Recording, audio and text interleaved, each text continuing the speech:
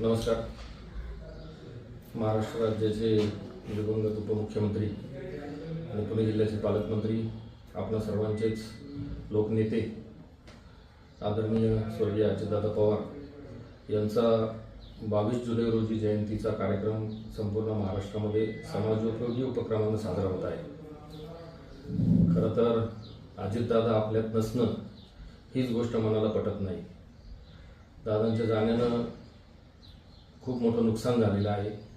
महाराष्ट्र राज्याची तर न भरून येणारी पोकळी निर्माण झालेली आहे. दादांच्या स्मृतिप्रित्यर्थ हा संपूर्ण आठवडा महाराष्ट्र राज्यामध्ये एक सामाजिक उपक्रमाचा सप्ताह म्हणून साजरा केला जातोय.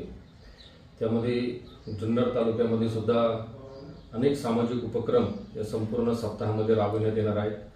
त्याच्यामध्ये वृक्षारोपण असेल, आरोग्य शिबिर असेल, शालेय साहित्यांचं वाटप असेल, प्रत्येक गावोगावी स्वच्छता शिबिरं असतील, असे अनेक उपक्रम या निमित्तानं साजरे केले जाणार आहेत.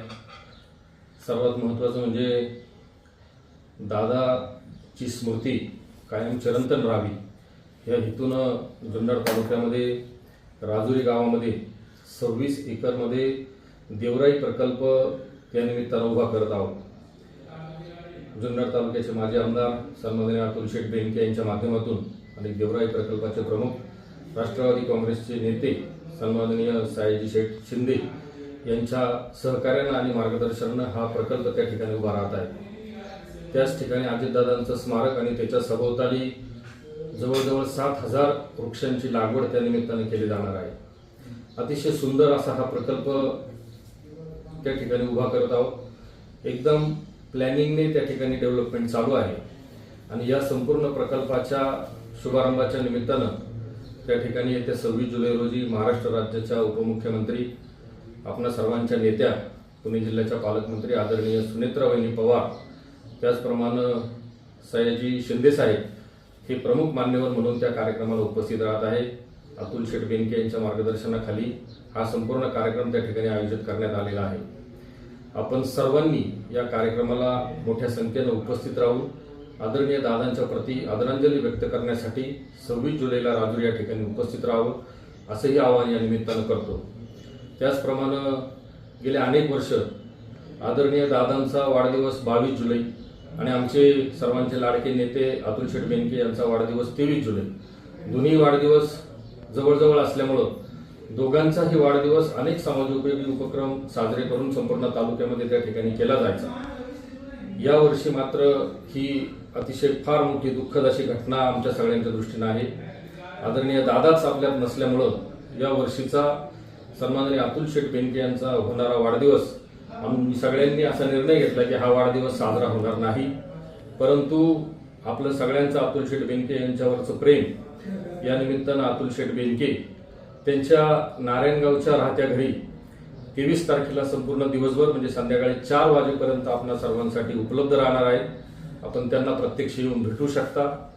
परंतु आपण येताना कोणताही पुष्पगुच्छ आणू नये, कोणतीही शाल, भेटवस्तू इत्यादी कोणत्याही गोष्टी आणू नये, कारण आपल्याला आनंदोत्सव साजरा करायचा नाही आहे. हा अतिशय साध्या पद्धतीनं वाढदिवस साजरा केला जाणार आहे.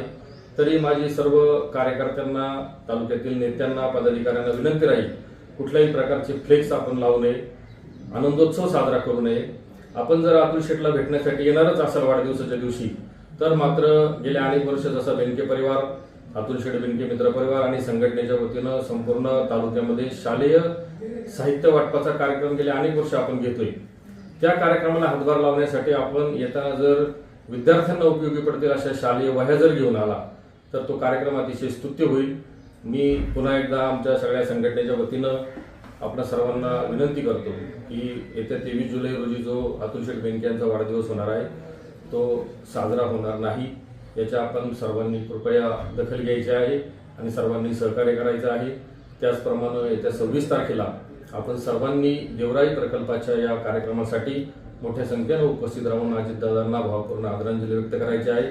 माझे आमच्या सगळ्या संघटनेच्या वतीनं या ठिकाणी युवकचे अध्यक्ष अतुलजी भांबेरे साहेब उपस्थित आहेत. अतुल शेठ बेनके यांच्या वतीनं आणि आमच्या सगळ्या संघटनेच्या वतीनं मी तालुक्यातील सर्व पदाधिकाऱ्यांना, नेत्यांना आणि राष्ट्रवादी काँग्रेसच्या कार्यकर्त्यांनाही विनंती करतो की प्रत्येकानं आपापल्या गावामध्ये अजितदादांना अभिप्रेत असणारा जो काही स्वच्छतेचा उपक्रम आहे या स्वच्छतेच्या उपक्रमासाठी प्रत्येकाने आपलं गाव, आपल्या गावाचा परिसर, तिथली सार्वजनिक ठिकाणं ही स्वच्छता मोहीम हाती घ्यावी आणि ती कशा पद्धतीनं चांगल्या पद्धतीनं राबवता येईल आणि तिचं सातत्य कसं राखता येईल यासाठी आपण सर्वांनी प्रयत्न करावेत. हीच खरी दादांना भावपूर्ण आदरांजली होईल अशी विनंती आपल्या सर्वांनी या निमित्तानं करतो. जय शिवराय.